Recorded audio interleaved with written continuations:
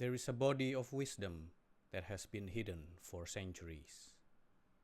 A tradition so deep, so powerful, that the greatest sages of Israel said it should only be revealed in the final generation, that the world wasn't ready for it, that if it was taught at the wrong time, the wrong people, it could be misunderstood, distorted, or worse, forgotten entirely. That tradition is called Kabbalah, and the heart of Kabbalah, its most sacred text, is called the Zohar. Now, if you've never heard of the Zohar, that's actually by design. For most of history, this wisdom was kept hidden, passed down in whispers from teacher to student behind closed doors. And there were good reasons for that. The world genuinely was not ready. But I believe we are living in a different time now, and the sages themselves said this time would come, a time when the gates of wisdom would be thrown open, when the hidden light would be made available to anyone with the sincerity to seek it. That's what this channel is. My name is William, and what I'm going to be doing here, week after week, is walking you through the deepest, most profound spiritual teachings that exist on this earth. We are going to go through the Zohar, we are going to go through the Kabbalah, and we are going to go through an incredible tradition called Midrash Aggadah, the secret teachings of the ancient sages hidden inside stories. And I'm going to do it in a way that nobody else is really doing right now. No fluff, no new age nonsense, no academic gatekeeping, just the texts, the teachings, and what they actually mean for your life and your soul. So if that speaks to something inside you, stay with me. We've got a lot of ground to cover. Alright, so let's start with the big question. What is Kabbalah? Because I know that word means 100 different things to 100 different people right now.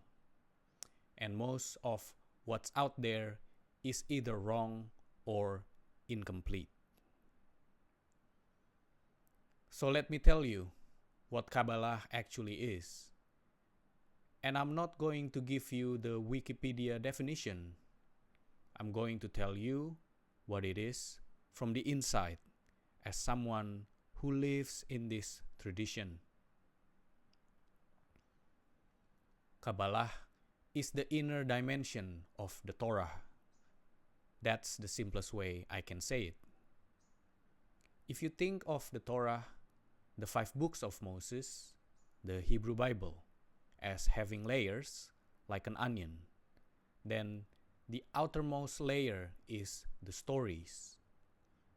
Adam and Eve, Noah, Abraham, Moses. Most people stop there. That's the layer you learn in Sunday school. Go one layer deeper and you get the laws, the commandments, the ethics.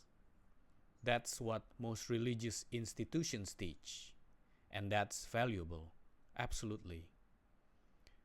But it's still not the core. Go deeper still, and you start to hit the allegorical layer, the hidden meanings behind the stories. Why did God create light before the sun? Why did Jacob wrestle an angel? What does the Garden of Eden actually represent? This is where things start to get interesting. But then there's one more layer, the deepest one. The sages call it Sod, S-O-D, and Sod means secret. This is the layer where the Torah stops being just a book of stories or laws, and becomes a living map of reality itself, a blueprint of how God structured the universe, how divine energy flows from the infinite into the finite, how your soul is connected to the source of all existence. That layer, that secret, innermost dimension is what Kabbalah is. It's not magic. It's not wearing a red string on your wrist. It's not manifesting your dream car. And it's definitely not what you saw on some celebrity's Instagram. Those things are, at best, a shadow of the real tradition. At worst, they are a complete distortion of it. Real Kabbalah is the architecture of reality.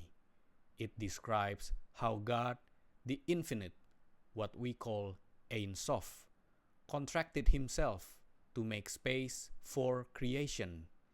It maps the 10 divine emanations, the Sephirot, through which all of existence flows. It explains why your soul descended into a body, what it's here to accomplish, and what happens when it leaves. This is not abstract philosophy. This is the most practical, the most real, the most immediately relevant body of wisdom I have ever encountered. And I have spent years inside these texts, and I can tell you, the deeper you go, the more real it gets. Not less, more.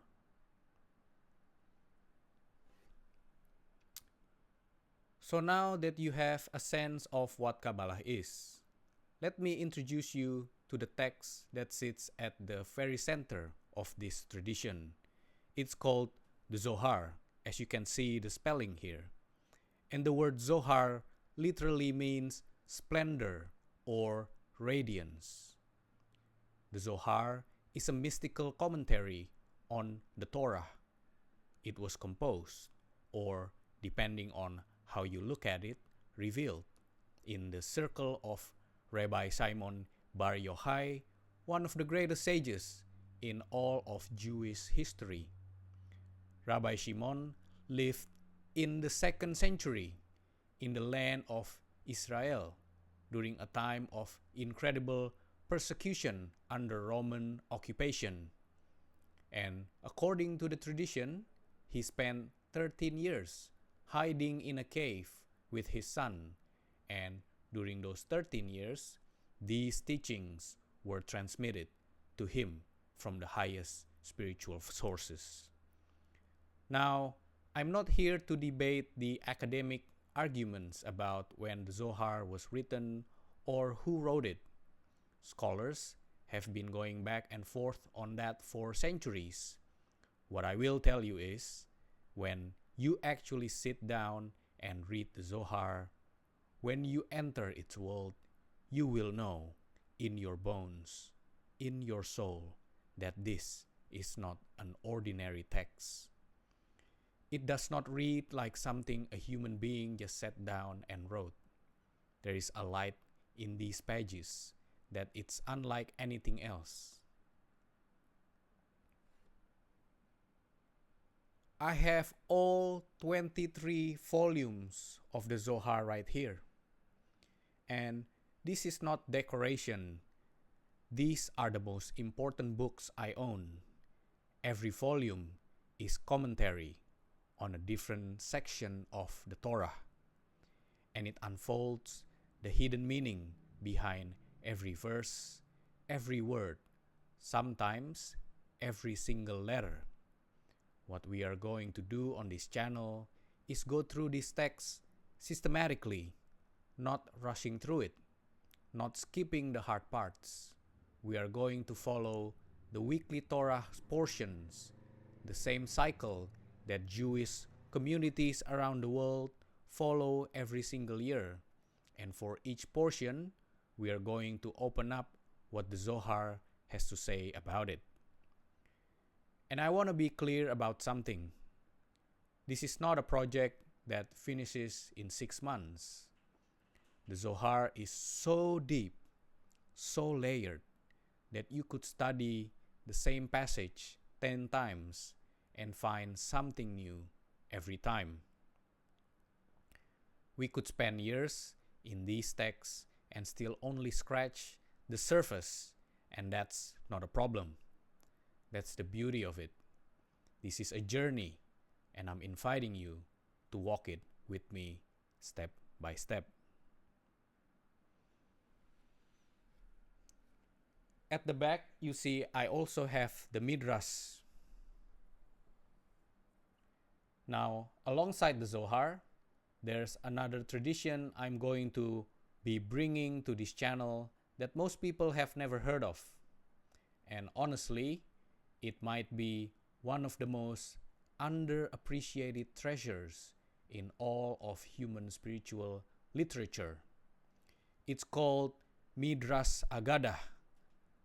Let me break that down. Midrash comes from the Hebrew word darash, which means to search, to investigate, to dig beneath the surface. And Aggadah means narrative, stories, parables, teachings woven into narrative form.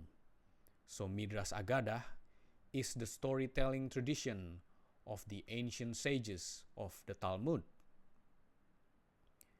And when I say stories, please do not think of children's Bible stories. That is not what this is. These are some of the most sophisticated, multi-layered, mind-bending spiritual teachings ever composed, disguised as simple tales. Let me give you an example so you can feel what I mean. There's a midrash that says that when God was about to create the world, the letters of the Hebrew alphabet came before the throne of glory, one by one, each one arguing why the world should be created with them. The letter Taf, then Resh, all the way through the alphabet, each letter making its case, and God responding to each one, until finally the letter Bet came forward, and God said, "Yes, the world will be created with you." And that's why the Torah begins with the letter Bet, Bereshit, or in English, Genesis. Now, on the surface, that's a charming story, but underneath it, there is an entire cosmology. There's a teaching about why creation itself begins with duality rather than unity. Why Bet, the number 2, was chosen over Aleph, the number 1. What it means that the infinite chose to express itself through a letter that represents a house, a container, a vessel. You start pulling on that thread and it doesn't stop. It goes all the way to the deepest questions about the nature of God and the purpose of existence. That's what Midrash Aggadah is. And there are thousands of these teachings.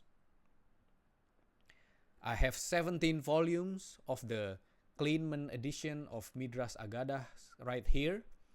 This is a beautiful edition that collects the Aggadic, which is the narrative, and the homiletical teachings from across the entire Talmud, and presents them with commentary and explanation.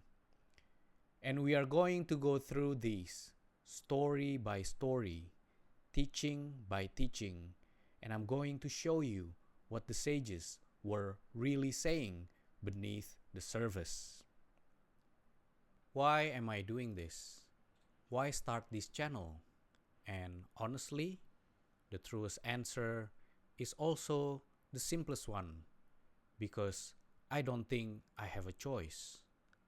Let me explain what I mean by that. I have spent years in these texts.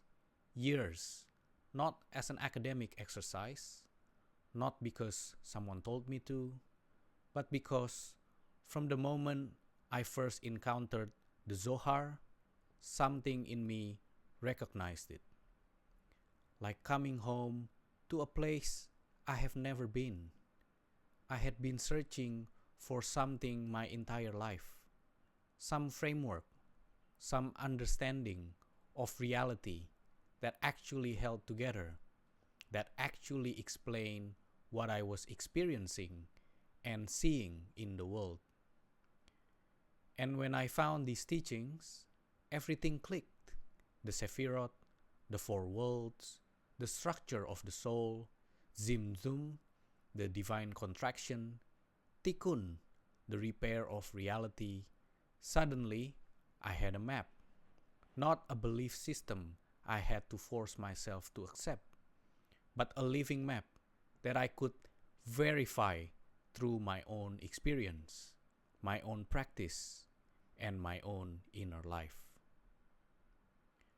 And the more I studied, the more I realized something that bothered me deeply.